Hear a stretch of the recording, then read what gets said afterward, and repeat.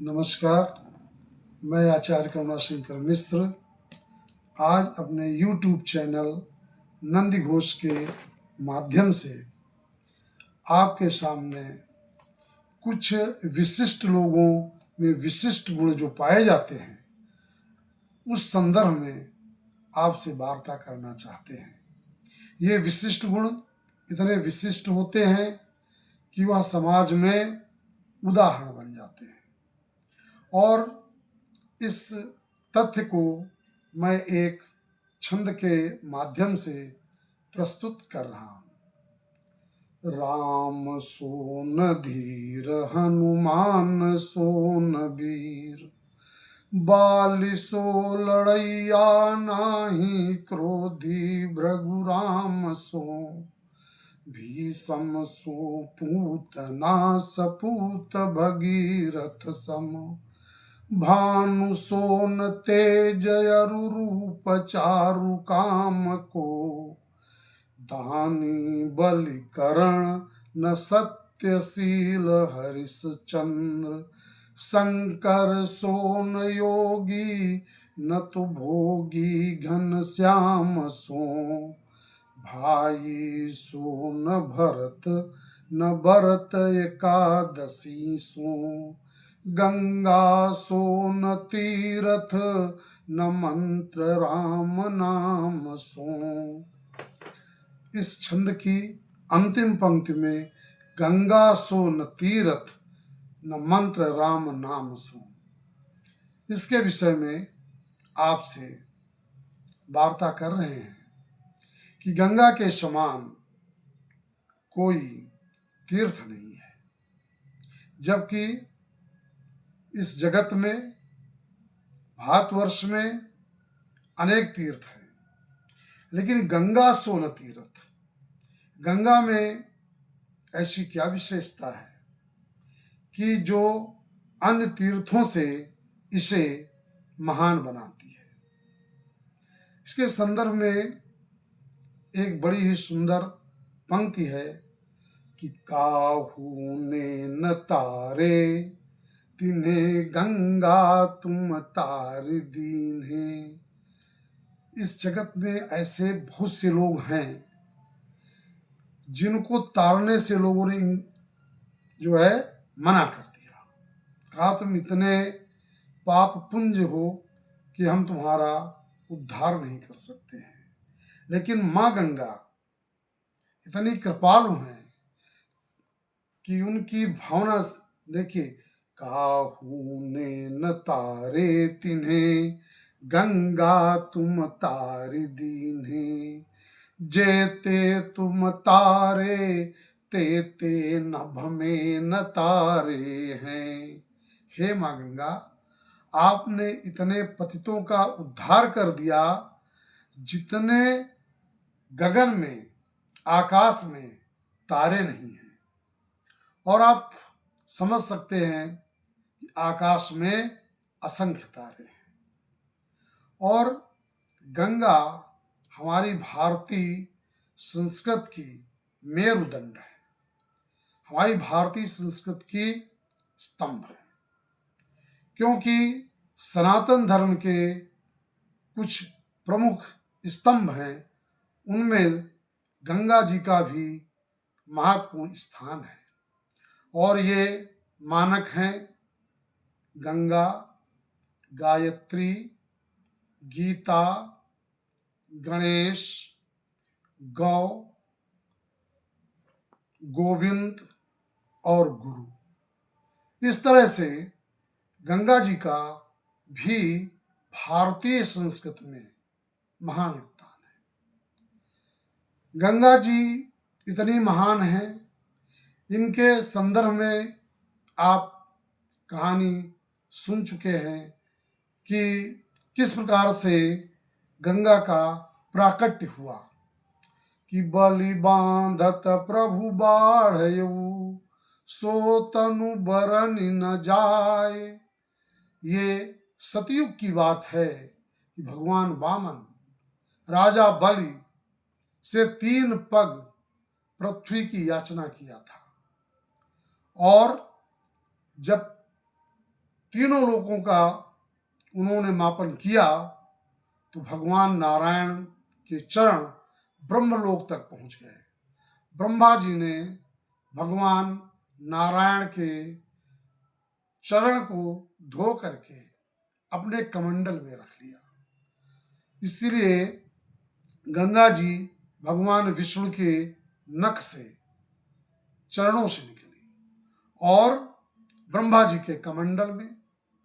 जब पृथ्वी पर गंगा जी का अवतरण हुआ तो वह भगवान शंकर की जटाओं में आई। इस तरह से जो सनातन धर्म के 3 प्रमुख त्रिदेव हैं, उनसे गंगा जी का किसी न किसी रूप में संबंध है। भगवान विष्णु के चरणों से निकलने के कारण इन्हें विष्णुपदी भी कहते हैं। और गंगा जी की इतना महत्व है कि इन्हें तारक नदी के भी नाम से जाना जाता है। मोक्षदायिनी है। कहते हैं जब मानव का महाप्रयाण होता है तो अंत समय में उसके मुंह में गंगा जल की कुछ बूंदें डाली जाती है। ये मोक्ष प्रदायिनी है। इसलिए गंगा जी का जो महात्म है, तीर्थ के रूप में है, वह अतुलनीय है। दूसरा शब्द था कि गंगा सो न तीर्थ न मंत्र राम नाम सो। राम नाम के समान कोई संसार में मंत्र नहीं है। मंत्र क्या है? मंत्र किसी विशिष्ट इष्ट को प्रसन्न करने के लिए एक विधि पूर्वक, एक नियम पूर्वक उन शब्दों का, कुछ चयनित शब्दों का जाप करना होता है। और मंत्र का अपना एक प्रभाव है। आपने सुना भी होगा कि जब किसी व्यक्ति का जन्म होता है तो 6ठी रात के अंक में विधाता उसके भाल पर उसका भाग्य लिख देते हैं और कहते हैं राई घटे न तिल बढ़े जो विधि लिखा लीलार। लेकिन मंत्र का अपना एक महत्व है।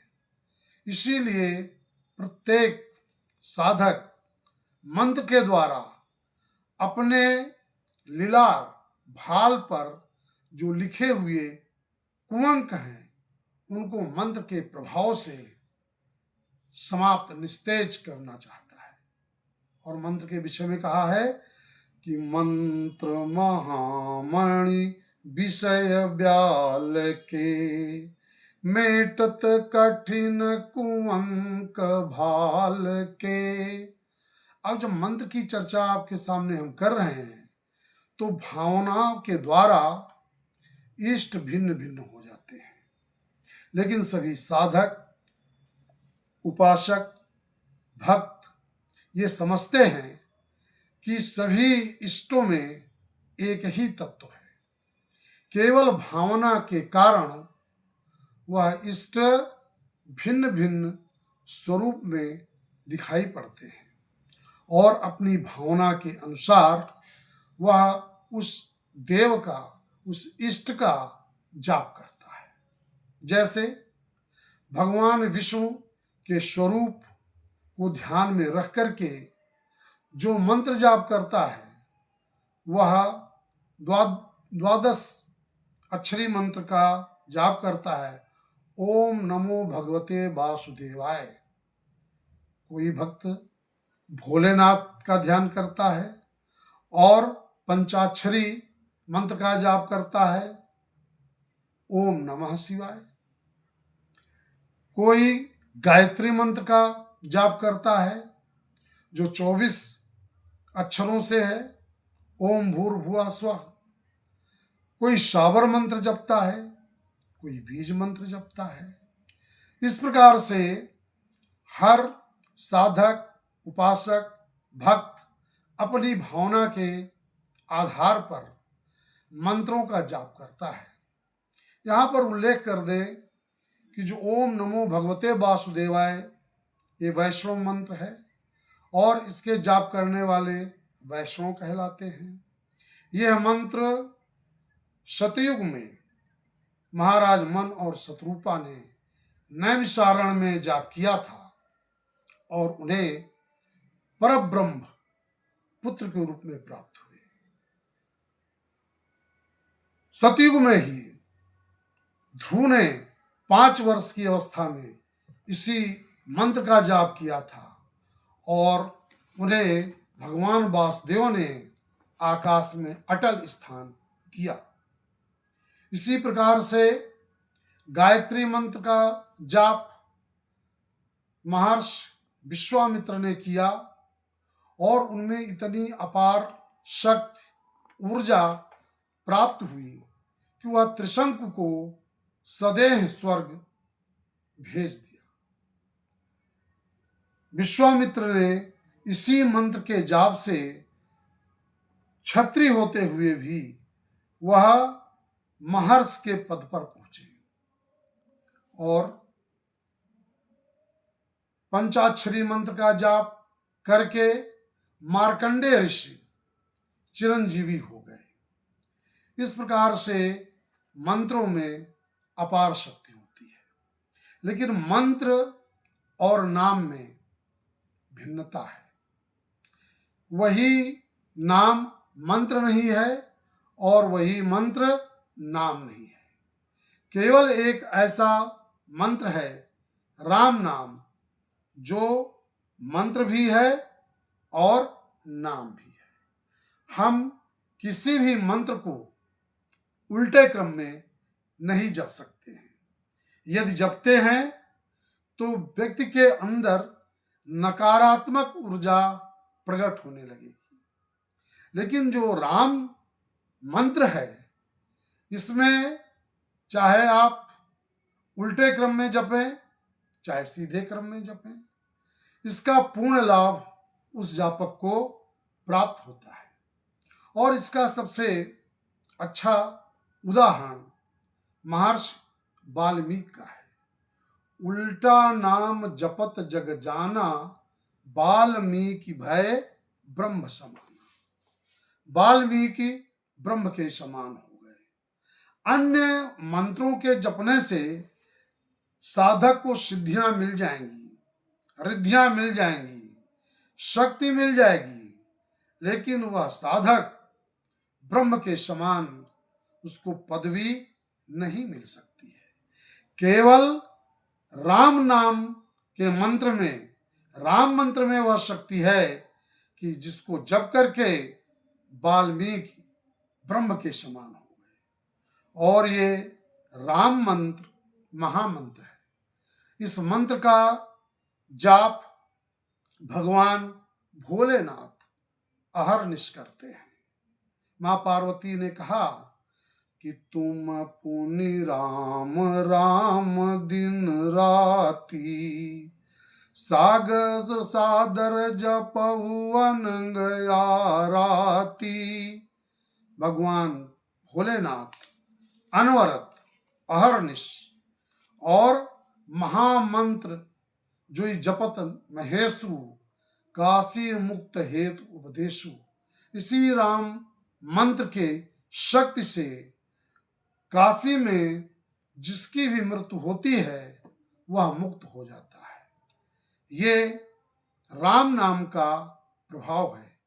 राम के प्रभाव को हनुमान जी ने भी बहुत ठीक प्रकार से समझा और वह भी अहरनिश राम राम जपते थे। सुमिर पवन सुत पावन नामू, अपने बस करी राखे रामू। राम को अपने वश में कर लिया और इस तरह से वो अतुलित बलधाम बसई। और आपने सुना भी है, प्रणवो पवन कुमार, खल बन पाव ज्ञान घन, जासु हृदय आगार, बसई राम सर चाप धर। हनुमान जी के हृदय में भगवान राम का निवास है और वह अतुलित बल के धाम कहलाए। राम के नाम की महत्ता गोस्वामी तुलसीदास जी ने ठीक प्रकार से व्यक्त किया है। किसी भी मंत्र को, किसी भी नाम को हम बहुत ही ध्यान से जपते हैं, लेकिन तुलसीदास जी ने राम नाम के महत्व को बताते हुए कहा कि भाव कुभाव अलख आलसहु नाम जपत मंगल दिशि दसहु। यानी अगर भगवान राम का आप नाम किसी भी तरह से जपते हैं, किसी भी भाव से जपते हैं, तो वह प्रभावकारी है। मंत्र में तो सिद्धियां प्राप्त हो जाती हैं। नाम के जपने से क्या प्रभाव पड़ता है? तो नाम लेत भव सिंधु सुखाही, ये नाम की विशेषता है। और एक बात मैं स्पष्ट कर देना चाहता हूं कि प्रायः सनातन धर्म में सगुण और निर्गुण ब्रह्म की चर्चा बहुत लोग करते हैं। हम सगुण उपासक हैं, हम निर्गुण उपासक हैं, लेकिन जो नाम है ये सगुण भी है और निर्गुण भी है। तुलसीदास जैसा कोई सगुण उपासक नहीं है और कबीरदास जैसा कोई निर्गुण उपासक नहीं है, लेकिन कबीरदास जी ने भी नाम के महत्व को दिया। हरि पीयू मैं तो राम की बहुरिया, यानी नाम को लेकर के अगर कोई साधक जप करता है तो वहां पर सगुण और निर्गुण का कोई द्वंद्व नहीं रह जाता है। इस प्रकार से नाम में अपार शक्ति है और तुलसीदास जी ने राम की नाम की विशेषता एक बड़े ही सुंदर दोहे के द्वारा प्रस्तुत किया है और बड़ा ही सुंदर उदाहरण दिया है कि राम नाम मणि दीप धरि जीह दे हरि द्वार, तुलसी भीतर बाहर जो चाहसी उजियार। कितना सुंदर उदाहरण दिया है कि जिस तरह से भवन में यदि आप भवन के अंदर और बाहर प्रकाश चाहते हैं तो आप भवन की डेहरी पर, अब ये डेहरी जहां पर गृह प्रवेश के समय चौखट लगी हुई है, चौखट के पास नीचे डेहरी, ये अवधि शब्द है डेहरी, यदि उस पर दीपक जला करके रख दिया जाए तो उस दीपक का प्रकाश भवन के अंदर और बाहर दोनों ओर जाएगा। इसी प्रकार से मानव का शरीर एक भवन के समान है और उसकी जो जिह्वा है वह इस मानव भवन की ढेरी है और उस पर राम नाम रूपी मणि को रख दिया जाए। अब मणि की क्या विशेषता है? मणि हम उसे कहते हैं जिसमें स्वयं का प्रकाश हो। कांच और मणि में यही अंतर है, कांच किसी दूसरे प्रकाश से प्रकाशित होता है और मणि में स्वयं का प्रकाश होता है। तो जिह्वा रूपी डेहरी पर यदि नाम राम रूपी मणि रखते हैं, तुलसीदास जी कहते हैं कि इसके प्रकाश से व्यक्ति का अंतःकरण भी ज्ञान से प्रकाशित होगा और उसका जो बाह्य जगत है वह भी ज्ञान से प्रकाशित होगा। इस प्रकार से वह व्यक्ति उपासना में संलग्न हो जाएगा। अब दो शब्द हैं, उपासना और वासना। जब व्यक्ति आध्यात्मिक भाव से भगवान के चरणों में अपने मन को समर्पित कर देता है, समर्पण भाव से जब करता है तो इसे उपासना कहते हैं। और जब व्यक्ति इसी मन से बाह्य जगत की संसार की वस्तुओं की कामना करता है तो इसे वासना कहते हैं। तो राम नाम रूपी मणि से व्यक्ति साधक उपासना की ओर उन्मुख हो जाता है। तुलसीदास जी ने तो यहां तक कह दिया कि राम राम कहिजे जमुहाही तिनहि न पाप पुंज समुहाई। अगर राम का उच्चारण करते हुए आपको जमुहाई भी आती है, निंद्रा की पहली अवस्था, इसके बाद फिर निंद्रा आती है, तो कहते हैं कि उस व्यक्ति के अंदर जो पाप पुंज है, पाप का जो समूह है, वह प्रवेश नहीं करता है। तुलसी के कहत ही निकसत पाप पहार पुण्यावत पावत नहीं देत मकार किवार। राके कहने से जो व्यक्ति के अंदर का पाप पुंज है वो बाहर निकल जाता है और मां शब्द के उच्चारण करते ही उसका मुंह बंद हो जाता है और जो पाप है वह फिर आ नहीं पाता है। तुलसीदास जी ने और बहुत सुंदर कहा, नाम राम को कल्पतर। अब ये कल्पतरु क्या है? कल्पतरु स्वर्ग का वह दिव्य वृक्ष है जिसके नीचे बैठ करके यदि आप किसी भी मनोवांछित इच्छा की कामना करते हैं तो वह इच्छा तत्काल पूर्ण हो जाती है। कलयुग में ये कल्प वृक्ष तो है नहीं, तो यहां पर कल्प वृक्ष क्या है? राम नाम है। राम के सहारा लेकर के जो भजन करता है उसकी मनोकामनाएं ठीक उसी प्रकार से पूर्ण होती हैं जैसे कल्प वृक्ष के नीचे बैठ करके व्यक्ति की इच्छाएं पूर्ण होती हैं। और एक बड़ी ही सुंदर ग्रामीण कहावत प्रसिद्ध है ग्रामीण अंचल में, मैं आपके सामने उसको प्रस्तुत कर रहा हूं। ठाढ़े बैठे परे उताने राम भजते बड़े सयाने। आप किसी भी मुद्रा में राम नाम का जप कर सकते हैं। इसमें किसी तरह से फिर लोगों ने तुलसीदास जी से कहा कि आपने बहुत से ग्रंथों की रचना कर दिया है, महाराज हमें मुक्ति का उपाय बताइए। तो बहुत सुंदर लाइन गोस्वामी तुलसीदास जी ने कहा कि राम ही सुमिरी है गाई राम ही, ओ संतत सुनिय राम गुण ग्राम ही।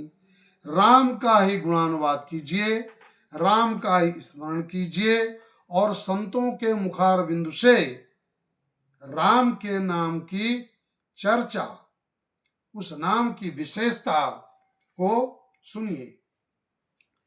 राम में दो अक्षर हैं, रा और मा, रकार और मकार।